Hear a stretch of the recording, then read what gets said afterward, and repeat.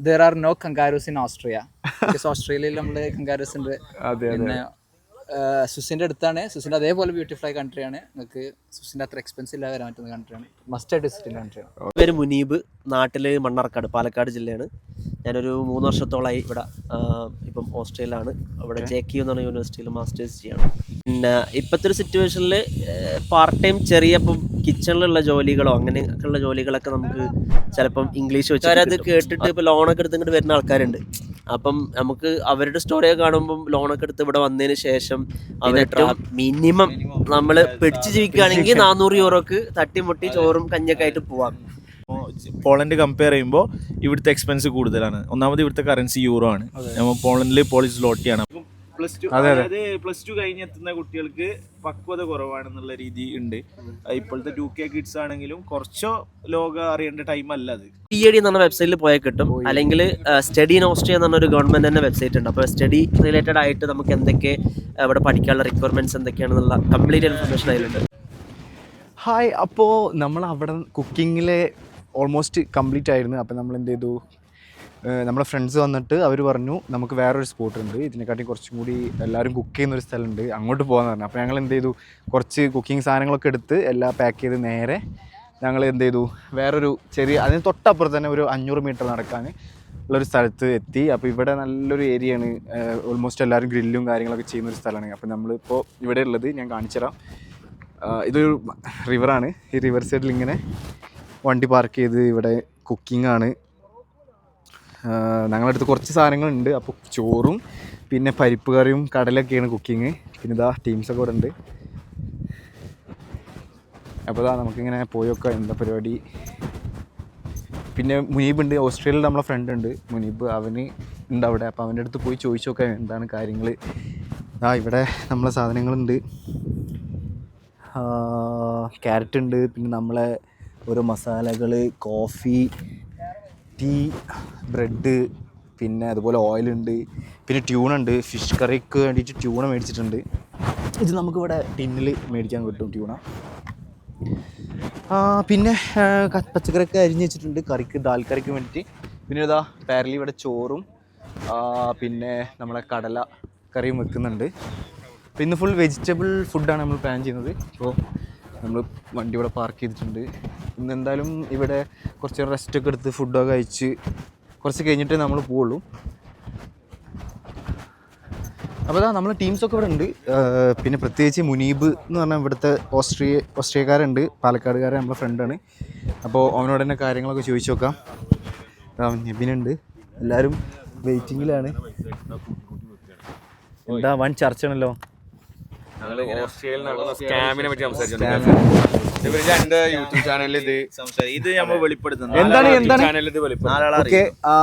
എങ്ങനെയാണ് സംഭവം, എന്താണ് എനിക്ക് മനസ്സിലായി. നടക്കുന്ന സ്റ്റുഡൻസിന്റെ ഇടയിൽ ഓക്കെ മുനീബ് ഞാൻ ഓൾറെഡി പറഞ്ഞിട്ടുണ്ട്, എന്നാലും ഈ സെൽഫ് ഇൻട്രൊഡക്ഷൻ കൊടുത്തോ. നമ്മള് കുറെ ആൾക്കാർ ഇങ്ങനെ അല്ല നാട്ടിൽ എവിടെയാണ്, ഞാൻ എവിടെ എത്ര കാലമായി വന്നിട്ട്. എൻ്റെ പേര് മുനീബ്, നാട്ടില് മണ്ണാർക്കാട്, പാലക്കാട് ജില്ലയാണ്.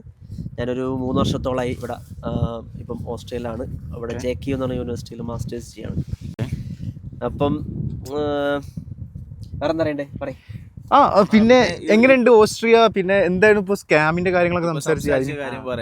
ഓസ്ട്രേലിയയെ കുറിച്ച് പറയുകയാണെങ്കിൽ നമ്മളെ നമ്മളെ നാട്ടിൽ കാണുന്ന ഒരു പച്ചപ്പൊക്കെ ഇങ്ങനെ കണ്ട് ഒരു പുഴക്കരയിലൊക്കെ ഇരുന്ന് വൈബാക്കുള്ള സെറ്റപ്പാണ്.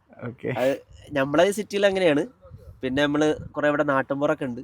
അപ്പം അങ്ങനത്തെ ലൈഫൊക്കെ, അങ്ങനത്തെ ഒരു ഇതൊക്കെ ഇഷ്ടപ്പെടുന്ന ആൾക്കാർക്ക് ഈ സ്ഥലം നല്ല ഇഷ്ടമാവും. പിന്നെ സിറ്റി ലൈഫൊക്കെ ആഗ്രഹിക്കുന്ന ആൾക്കാരാണെങ്കിൽ വിയന്ന മേ ബി നല്ല ഓപ്ഷൻ ആയിരിക്കും. Capital city. ഇത് ലിൻസ് എന്ന് പറയുന്ന കുറച്ച് വിയന്നയിൽ 2 hours നമ്മളീ കാണുന്ന യൂറോപ്പിന്റെ പിന്നെ എന്താ പറയാ നാഡി എന്നൊക്കെ പറയുന്ന ഈ ഡാന്യൂബ് നദിയാണ്. അപ്പൊ ഇത് യൂറോപ്പിലെ പല രാജ്യങ്ങളിലൂടെയും കടന്നുപോയി പോകുന്നൊരു നദിയാണ്. അപ്പം ഇത് സമ്മറിലൊക്കെ ആണെങ്കിൽ ഇവിടെ കുറേ ആൾക്കാരുണ്ടാവും, നിറയെ ഗ്രില്ല് ചെയ്യാനും ഒക്കെ ആയിട്ട്, ഫിഷിങ്ങിനും ഒക്കെ ആയിട്ട് നല്ല രസമാണ്. അപ്പോൾ ഇതാണ് നമ്മുടെ ഇവിടുത്തെ ലൈഫ്. ഓക്കെ, ചോറിന് വിസിലടിച്ചിട്ടോ. പിന്നെ പറഞ്ഞു വന്ന കാര്യം, കുറെ ആൾക്കാർ ഇങ്ങനെ യൂട്യൂബിലും ഇൻഫ്ലുവൻസർമാരൊക്കെ ഇങ്ങനെ ഇടുന്നുണ്ട്, ഓസ്ട്രേലിയ ഫ്രീ ആയി പഠിക്കാം, ഫ്രീ എഡ്യൂക്കേഷൻ ആണ്, പിന്നെ ഇവിടെ വന്നാൽ എളുപ്പത്തിൽ നിങ്ങൾക്കെല്ലാം കിട്ടും എന്നുള്ളൊരു കണ്ടീഷൻ ഇവിടെ ഉണ്ട് എന്നാണ് പറയുന്നത്. പക്ഷെ ഞാൻ മനസ്സിലാക്കിയെടുത്തോളം വിത്തൗട്ട് ജർമ്മൻ ഇവിടെ ഒന്നും പറ്റൂല. നമുക്ക് കോഴ്സ് ഇംഗ്ലീഷ് കോഴ്സസിന് അഡ്മിഷൻ കിട്ടും. പിന്നെ ഇപ്പോഴത്തെ ഒരു സിറ്റുവേഷനിൽ പാർട്ട് ടൈം ചെറിയ ഇപ്പം കിച്ചണിലുള്ള ജോലികളോ അങ്ങനെയൊക്കെയുള്ള ജോലികളൊക്കെ നമുക്ക് ചിലപ്പം ഇംഗ്ലീഷ് വെച്ചിട്ട് കിട്ടും. അതും കുറച്ച് പണിയാണ്. കാരണം ഇങ്ങനത്തെ ചെറിയൊരു സിറ്റികളിലൊക്കെ നമുക്ക് വിയന്നയിലൊക്കെ ആണെങ്കിലും ഭയങ്കര കോമ്പറ്റീഷനാണ്. ഇപ്പം ഒരുപാട് ആൾക്കാരുണ്ട്. അപ്പം ജർമ്മൻ അറിയുന്ന ആൾക്കാരുണ്ടാകുമ്പം ബാക്കിയുള്ള ആൾക്കാർക്ക് ജോലി കിട്ടാൻ ബുദ്ധിമുട്ടാണ്. പിന്നെ നമ്മളിപ്പോൾ ഒരു പ്രൊഫഷണൽ ജോബൊക്കെ നോക്കുകയാണെങ്കിൽ ജർമ്മൻ നമുക്ക് നിർബന്ധമാണ്, മസ്റ്റാണ്. അപ്പം അല്ലാതെ അവിടെ സർവൈവ് ചെയ്യാന്ന് പറഞ്ഞാൽ കുറച്ച് ബുദ്ധിമുട്ടാണ്. പക്ഷേ നമ്മളിപ്പം ബ്ലോഗിലൊക്കെ കാണുമ്പം ഇവിടെ വന്നു കഴിഞ്ഞാൽ നമ്മളെല്ലാം ആയി, ഇവിടെ സ്വർഗ്ഗമാണ് എന്നുള്ളൊരു മൈൻഡിലാണ്. അപ്പം നമുക്ക് കുറേ ആൾക്കാരത് കേട്ടിട്ട് ഇപ്പോൾ ലോണൊക്കെ എടുത്ത് ഇങ്ങോട്ട് വരുന്ന ആൾക്കാരുണ്ട്. അപ്പം നമുക്ക് അവരുടെ സ്റ്റോറിയൊക്കെ കാണുമ്പം ലോണൊക്കെ എടുത്ത് ഇവിടെ വന്നതിന് ശേഷം അവർ ട്രാപ്പിലാണെന്ന് മനസ്സിലാവുന്നു. പിന്നെ ജോലി കിട്ടാൻ പിന്നെ കുറേ സമയം എടുക്കുന്നു. പിന്നെ ഒരു പാർട്ട് ടൈം ജോലി ആണെങ്കിൽ പോലും സമയം എടുക്കുന്നു. പിന്നെ ഇവിടുത്തെ എക്സ്പെൻസ് അറിയാലോ, അത്യാവശ്യം compared to other European countries. ഇപ്പോൾ നമ്മൾ പോളണ്ട് കമ്പയർ ചെയ്യുമ്പോൾ ഇവിടുത്തെ എക്സ്പെൻസ് കൂടുതലാണ്. ഒന്നാമത് ഇവിടുത്തെ കറൻസി യൂറോ ആണ്. നമ്മൾ പോളണ്ടിൽ പോളിഷ് സ്ലോട്ടിയാണ്. അപ്പോൾ അതിൻ്റെ വ്യത്യാസമുണ്ട്. പിന്നെ റൂം, അതായത് നമ്മൾ ഫുഡ് എക്സ്പെൻസ് എന്തായാലും ഒരു എത്ര എക്സ്പെൻസ് വരും നമുക്ക് ഒരു മിനിമം എക്സ്പെൻസ് ഒരു 400 നമുക്ക് വേണം. നമുക്ക് എന്തായാലും ഒരു 300ന്റെ മുകളിൽ ഒരു അറൗണ്ട് 300 എങ്കിലും നമുക്ക് റെന്റ് വരും. പിന്നെ ഏറ്റവും മിനിമം നമ്മൾ പിടിച്ച് ജീവിക്കുകയാണെങ്കിൽ 400 യൂറോക്ക് തട്ടിമുട്ടി ചോറും കഞ്ഞൊക്കെ ആയിട്ട് പോവാം. പക്ഷേ ഞാൻ പറയാ നമ്മളൊരു ഇവിടുത്തെ ചെറിയൊരു ലൈഫ് സ്റ്റൈൽ, ഇവിടെ വരുമ്പോൾ നമ്മൾ ലൈഫ് സ്റ്റൈൽ ചെറുതായിട്ട് മാറും. ഒരാൾക്ക് മിനിമം ഒരു 600 യൂറോയെങ്കിലും ഒരു നോർമൽ ആവറേജ് ഞാൻ പറയും. അപ്പം നമ്മൾക്ക് ഈ 600 യൂറോക്കുള്ള ജോലി എല്ലാ മന്തും ഇവിടെ കിട്ടുമോ? അതായത് ഇവിടെ പല ആൾക്കാരും ഈ 600 യൂറോക്ക് വേണ്ടിയിട്ടല്ല വരുന്നത്. അവരെന്തായാലും ലോൺ എടുത്ത് വരുമ്പോൾ ഒരു 1200 യൂറോക്കായിരിക്കും വർക്ക് ചെയ്യുക. അപ്പോൾ 600 യൂറോ കഴിഞ്ഞ് ബാക്കി ഒരു 500 സേവ് ചെയ്ത് നാട്ടിൽ ലോണ് തിരിച്ചടക്കാനും അങ്ങനത്തെ കാര്യങ്ങളൊക്കെ ആയിരിക്കും വരിക. അപ്പോൾ ഇൻഫ്ലുവൻസർമാർ ഇങ്ങനെ പറയാണ് ഇവിടെ IELTS വേണ്ട, ഇവിടെ ഫീസ് കുറവാണ്, ചെറിയ പൈസയേ ഉള്ളൂ, അങ്ങനെയൊക്കെ പറഞ്ഞിട്ട് ആൾക്കാരെ ഇതാക്കുമ്പോൾ അവർക്കും ഭയങ്കര ഈഗറാണ് ഒന്ന് എങ്ങനെയെങ്കിലും ഓസ്ട്രേലിയ എത്തിപ്പെട്ടാലേ നമ്മൾ സേഫ് ആയിരിക്കും കാര്യങ്ങൾ പറയണം. പക്ഷേ ഇവിടുത്തെ ഞാൻ പറയാം, ഇപ്പം നമുക്ക് ബേസിക് ഇവിടുത്തെ മിനിമം ബേസിക് ജോബ് എന്ന് പറയുന്നത് ഇപ്പം ഗാസ്ട്രോണമിയിലായിരിക്കും. ഇപ്പം റെസ്റ്റോറൻറ്റ്സിലോ അല്ലെങ്കിൽ കിച്ചണിലൊക്കെ ആയിട്ടുള്ള ജോബുകളായിരിക്കും. അപ്പം കുറച്ചും കൂടി ജർമ്മൻ അറിയുകയാണെങ്കിൽ നമുക്ക് സർവീസിലൊക്കെ കിട്ടും. അപ്പം എങ്ങനെയാണെങ്കിലും ഒരു ആവറേജ് ഒരു 800 യൂറോ 900 യൂറോ ഒക്കെയാണ് ഇവിടുത്തെ ഒരു സാലറി കിട്ടുന്നത്. ഒരു പാർട്ട് ടൈം 20 മണിക്കൂർ വീക്ക്ലി വർക്ക് ചെയ്യുന്ന ഒരാൾക്ക്. ഇപ്പം ടെക്നിക്കൽ ജോബുകൾ ഇപ്പോൾ IT-യിലെ കുറച്ച് എക്സ്പീരിയൻസ് ഉള്ള ആളാണെന്നുണ്ടെങ്കിൽ നമ്മളിപ്പോൾ ടെക്നിക്കൽ ജോബ് കയറുകയാണെങ്കിൽ ഒരു 1000-1200 വരെ പോവാം. അപ്പം അതാണ് ഇവിടുത്തെ ഒരു student job minimum basic pay എന്ന് പറയുന്നത്. ഇവിടെ മിനിമം സാലറി ഇല്ല, പക്ഷേ ഇവിടുത്തെ ഒരു ബേസിക് ധാരണ വെച്ചിട്ടുള്ള ഒരു പേയ്മെന്റ് ആണ്. അതായത് പാർട്ട് ടൈമിന് 800 യൂറോ ആവറേജ് ഞാൻ പറയും. അപ്പോൾ ഇവിടെ എത്ര % ആണ് ടാക്സ് എടുക്കണ്ടേ? ടാക്സ് കഴിഞ്ഞിട്ടുള്ള നെറ്റ് എമൗണ്ട് ആണ്, ഗ്രോസ് അല്ല. അപ്പോൾ നമുക്കൊരു എനിക്ക് തോന്നുന്നു 20-30% ടാക്സ് കഴിഞ്ഞിട്ടാണ് ഈ എമൗണ്ട് കിട്ടുക. അതിൽ ഇപ്പോൾ ജോലി ചെയ്യുകയാണെങ്കിൽ ഇൻഷുറൻസ് കമ്പനി തന്നെ പേ ചെയ്യും. ഈ ഒരു 800 യൂറോ ഉണ്ടെങ്കിൽ നമുക്ക് നമ്മളെ മിനിമം ചിലവ് ഒരു 500-600 യൂറോ ഒക്കെ കഴിച്ച് പോവാം. പിന്നെ നമുക്ക് ഫീസ് ഉണ്ട്. ഇവിടെ എല്ലാ യൂണിവേഴ്സിറ്റികളും പബ്ലിക് യൂണിവേഴ്സിറ്റികളിൽ ഇൻ്റർനാഷണൽ സ്റ്റുഡൻസിന് ഒരു സെമസ്റ്ററിൽ 750 യൂറോ ഏകദേശം ഒരു വർഷത്തേക്ക് 2 സെമസ്റ്ററിൽ 1.5 ലക്ഷത്തിൻ്റെ അടുത്ത് നമുക്ക് ഫീസ് മാത്രം വരുന്നുണ്ട്. അപ്പം അതിനുള്ള ഒരു പൈസയും കൂടെ നമ്മൾ മാറ്റി വെക്കുകയാണെങ്കിൽ പിന്നെ സേവ് ചെയ്യുക എന്നുള്ള ഒരു ഓപ്ഷൻ വളരെ ചാൻസ് വളരെ കുറവാണ്. Level of difficulty of education അതാണ് ഏറ്റവും കൂടുതൽ ആൾക്കാർ ചോദിക്കുക. അത് ഇവിടുത്തെ ഒരു സിസ്റ്റം അനുസരിച്ച് എല്ലാവരും ഭയങ്കര പിന്നെ ടെക്നിക്കലി ആണെങ്കിലും അവരുടെ എക്സ്പെക്റ്റേഷൻ ഉണ്ട് പ്രൊഫസർമാരൊക്കെ. അപ്പം ഓരോ യൂണിവേഴ്സിറ്റികളിലും അവരുടെ ലെവലിനുള്ള ഒരു കോഴ്സാണ് സെറ്റ് ചെയ്യുന്നത്. അപ്പം ഇന്ത്യയിൽ നമ്മൾ വരുമ്പം ഫസ്റ്റ് ക്യാച്ചപ്പ് ചെയ്യാനും കാര്യങ്ങളൊക്കെ ബുദ്ധിമുട്ടാണ് കുറച്ച്. പക്ഷെ വൺസ് ഇപ്പോൾ ടെക്നിക്കലി ഉള്ള ബാക്ക്ഗ്രൗണ്ടിൽ നിന്നൊക്കെ വരുന്ന ആൾക്കാർക്ക് പെട്ടെന്ന് ക്യാച്ചപ്പ് ചെയ്യാൻ പറ്റും, സിസ്റ്റത്തിലോട്ട് മാറാം, നമുക്ക് മാനേജ് ചെയ്യാൻ പറ്റും. ഇപ്പം കൂടുതൽ ആൾക്കാരും വരുന്നത് AI പോലുള്ള കോഴ്സുകൾക്കാണ്. പക്ഷേ അതിൽ മനസ്സിലാക്കണമെന്ന് വെച്ചാൽ നമ്മുടെ നാട്ടിൽ വിചാരിക്കുന്ന AI ഭയങ്കര ഹൈപ്പുള്ളൊരു ടോപ്പിക്കാണ്, ഭയങ്കര ട്രെൻഡിങ് ആണ്. അപ്പം പഠിച്ചു കഴിഞ്ഞാൽ പെട്ടെന്ന് കിട്ടുന്നു. പക്ഷെ ഞാൻ പറയാം ഇവിടുത്തെ ഏറ്റവും വൺ ഓഫ് ദി ഡിഫിക്കൽട്ട് കോഴ്സാണ് AI. അപ്പം അതൊന്നുമില്ല. അപ്പം മിക്കവാറും വണ്ടി തിരിക്കും. നമുക്ക് എക്സ്പ്ലോർ ചെയ്യണല്ലേ. Police continue. പോലീസ് നമുക്ക് പേടില്ലല്ലോ. അയ്യോ ദാസേട്ടാ ഓടിക്കോ. ഞങ്ങളല്ല. പിന്നെ വേറൊരു കാര്യമുണ്ട്, അതായത് നാട്ടിൽ നിന്ന് ഇങ്ങോട്ടേക്ക് ബാച്ചിലേഴ്സ് പഠിക്കാൻ വരുന്ന സ്റ്റുഡൻസ് ആണ്. +2 കഴിഞ്ഞ് ബാച്ചിലേഴ്സ് ഏജൻസിക്കാർ ഭയങ്കര പുഷ് ചെയ്യുന്ന ഒരു ടീമാണ് ബാച്ചിലേഴ്സ് പഠിക്കാൻ. ഒന്നാമത് ഈ ബാച്ചിലേഴ്സ് പഠിക്കുന്ന സ്റ്റുഡൻസിൻ്റെ ഏജ് എത്രയാണെന്നുള്ളതനുസരിച്ചിട്ട് അവരെ പക്വത കുറവാണ്. അതിനായിട്ട് നല്ല പക്വത ഉണ്ടോയെന്ന് എനിക്കറിയില്ല. എല്ലാവർക്കും അതായത് +2 കഴിഞ്ഞ് എത്തുന്ന കുട്ടികൾക്ക് പക്വത കുറവാണെന്നുള്ള രീതി ഉണ്ട്. ഇപ്പോഴത്തെ 2K കിഡ്സ് ആണെങ്കിലും കുറച്ചോ ലോകം അറിയേണ്ട ടൈമല്ല, അത് കുറച്ചുകൂടി എക്സ്പ്ലോർ ആവേണ്ട ടൈമല്ല.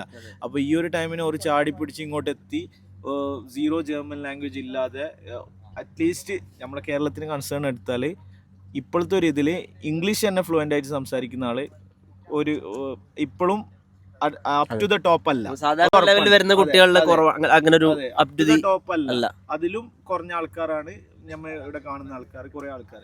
അപ്പോൾ അതിന്റെ ഒരു പ്രശ്നം കൂടിയുണ്ട്. അപ്പോൾ നീ അതിനെ കുറിച്ച് ഞാൻ കാര്യം ഞാൻ ഇങ്ങനെ ആലോചിച്ചിരുന്നു. ലൈക്ക് 2 ടൈപ്പുള്ള ആൾക്കാരെ ഞാൻ കണ്ടിട്ടുണ്ട്.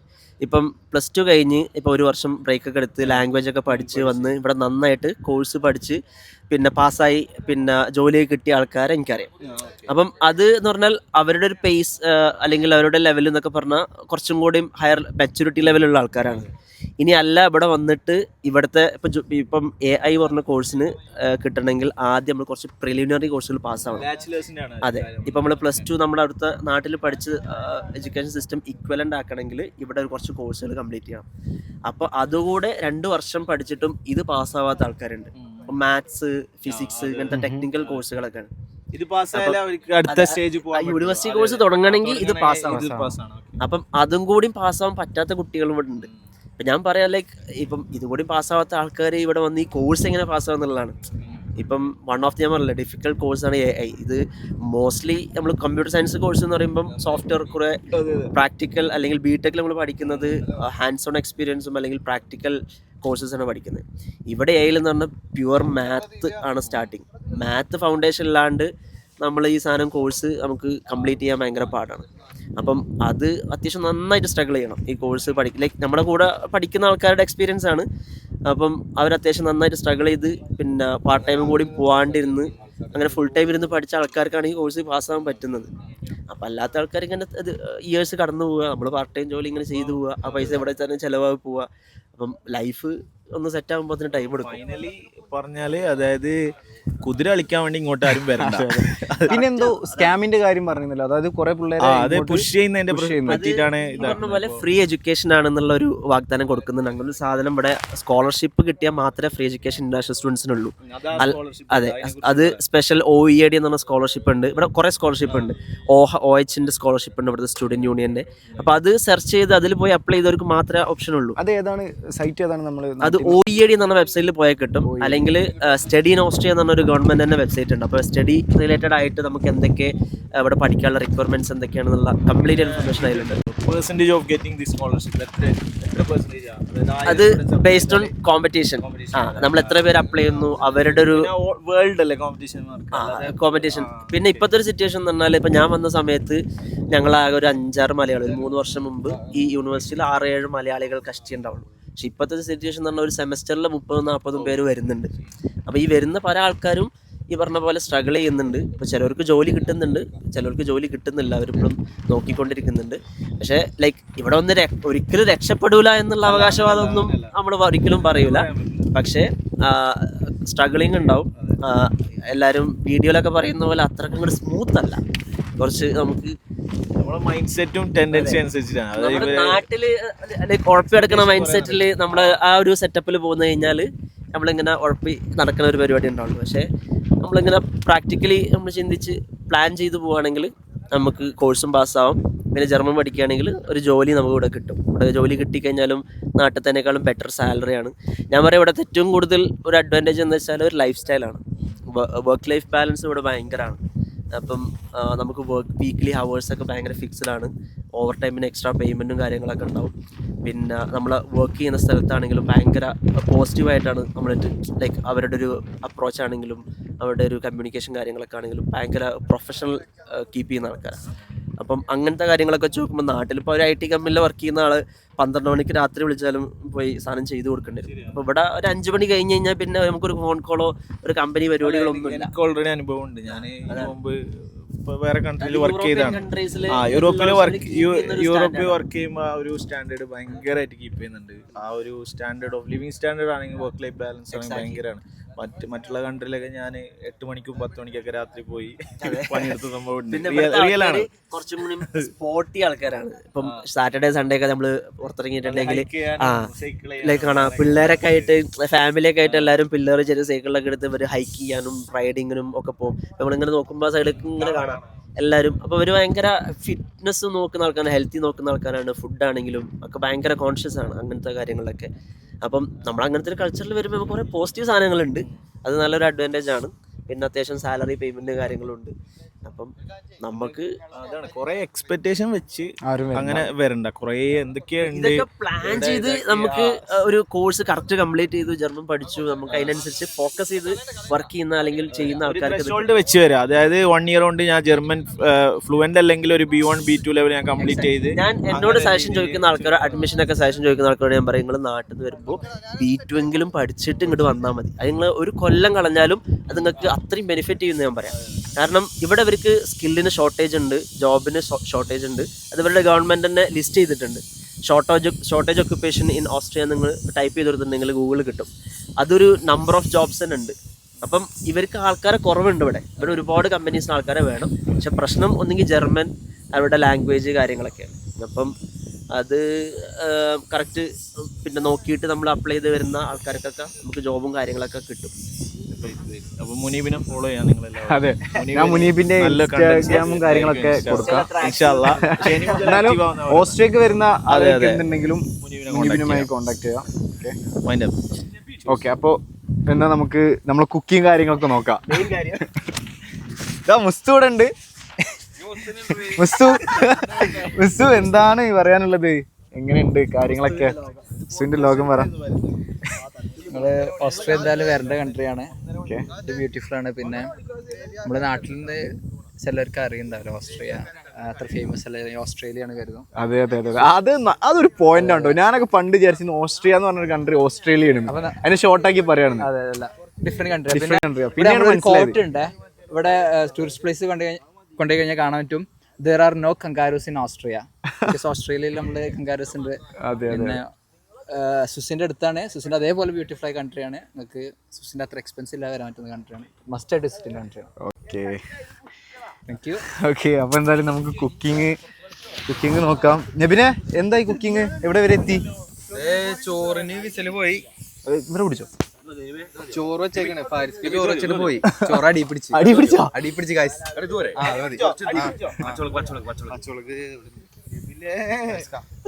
തുറക്കല്ലേ പൊട്ടിത്തെറിക്കും പണ്ടാ.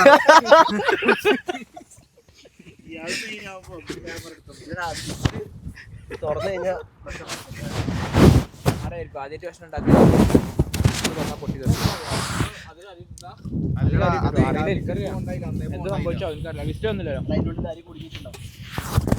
അപ്പൊ ഗൈസ്, അപ്പോ നമ്മളിതാ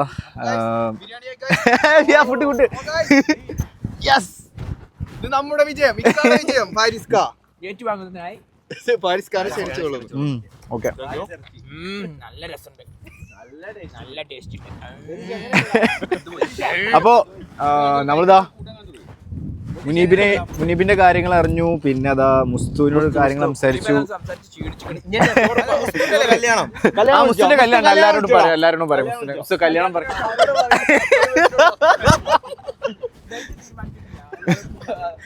നിഷീൻ അവിടെ മാരൊക്കെ എന്തോ കുക്കിങ്ങിലാണ്. കടല എന്താ പറയാ, ക്യാമറ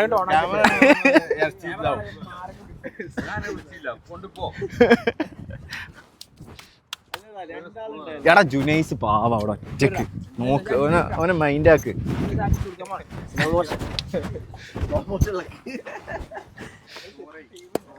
എന്താ ഉണ്ടാക്കണേ?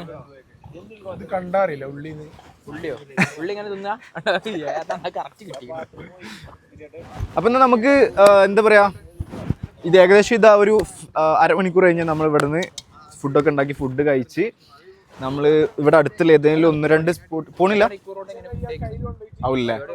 മാക്സിമം ചോറായി, ഇനി കറിയും കൂടി 1 hour, ഏകദേശം ഒരു 1 hour നമ്മൾ ഫുഡ് കഴിച്ച് ഇവിടെ തന്നെ കുറച്ച് നേരം കിടന്ന് നമ്മൾ എന്ത് ചെയ്യും, വേറെ പ്ലേസ് പോകാൻ പ്ലാൻ ഉണ്ടായിരുന്നു. പിന്നെ എല്ലാവരും പറഞ്ഞു നമുക്ക് എന്തായാലും ഇന്ന് കുറച്ച് നേരം ഇവരെ കൂടെ സ്പെൻഡ് ചെയ്തിട്ട് ഇവിടെ നിന്ന് കുറച്ച് നേരം വർത്താനൊക്കെ പറഞ്ഞ് ചായ കുടിച്ച് ഇരിക്കാമെന്ന് വിചാരിച്ച്. അപ്പോൾ ഇത് കഴിഞ്ഞ് ഞങ്ങൾ നേരെ പ്രാഗക്ക് ഇന്ന് രാത്രി. ആരാണ്?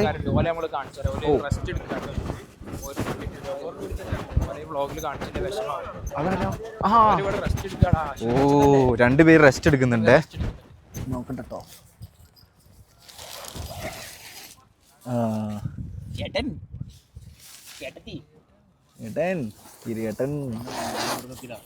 ഓക്കെ, ഞാൻ ഉറങ്ങിക്കോളി കേട്ടോ മക്കളെ. നിങ്ങൾ ഉറങ്ങി, ടയർഡാണ്, പിള്ളേർ ടയർഡാ.